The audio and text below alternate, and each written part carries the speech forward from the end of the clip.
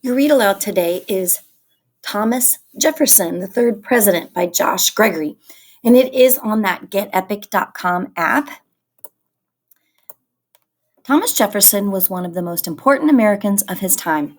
First, as a thinker and writer, he helped shape America's laws and government.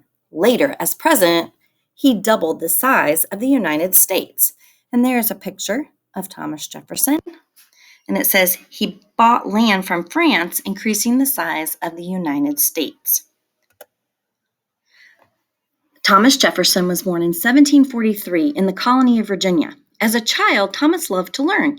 He often studied up to 15 hours a day. Later, Thomas became a lawyer. And says he went to the College of William and Mary, that's in Virginia, and it kind of shows what the United States looked like, what America looked like when he was president. It wasn't very big. All of this green that is now different states, including Ohio, that's not there yet, didn't exist. All of that were just forests and trees and wilderness. And these were the colonies at the time. It says he loved music and he played the violin. In the 1770s, unfair British laws and high taxes made Jefferson and many other Americans angry. Jefferson spoke and wrote about ending British rule. In 1775, America went to war against Britain to win their freedom. So that war was called the Revolutionary War, where America became its own country. In 1776, Jefferson met with other American leaders in Pennsylvania. They decided to put into words what America was fighting for. Jefferson drafted the text. That means he wrote it. It said that all people have the right to be free. It also said that America should be its own country. And there he is with some other leaders from that time, Benjamin Franklin and John Adams. And the important text that they wrote was the Declaration of Independence. All right, let's see. There we go. After the war, the colonies were a new country called the United States. Jefferson helped lead the new government. He became the first Secretary of State in 1790. In this job, he worked with leaders of other countries. Then, in 1796, he became Vice President. Now, it said he became the first Secretary of State, and then he became the Vice President before he became the President. And it also says that he loved to travel, especially to France and Italy. And the Secretary of State does a lot of traveling to talk to other countries and make sure that we're getting together.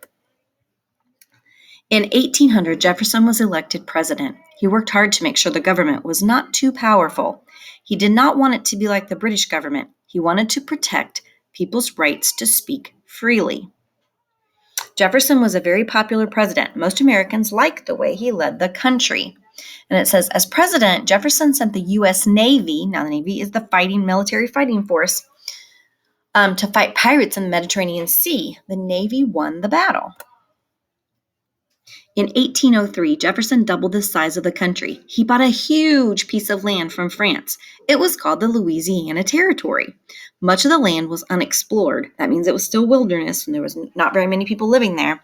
Jefferson sent people to map it. So he sent Lewis and Clark to map out the Louisiana Territory to see exactly what was there. Jefferson left office in 1809. Then he went to his home in Virginia. He read books and spent time with his family. Then at the age of 83, he died there. Today, he is remembered as a leader whose great ideas helped shape America. And in Washington, D.C., where the president currently works, there is a Jefferson Memorial. And then this is his home in Monticello in Virginia. And this is called a timeline.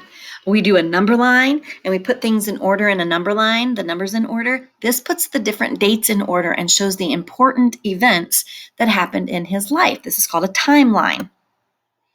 And then there's just some additional information, facts and quotes about Jefferson. One of my favorites is, I cannot live without books, right? I cannot live without books. And another one that is very important, we hold these truths to be self-evident, that all men are created equal.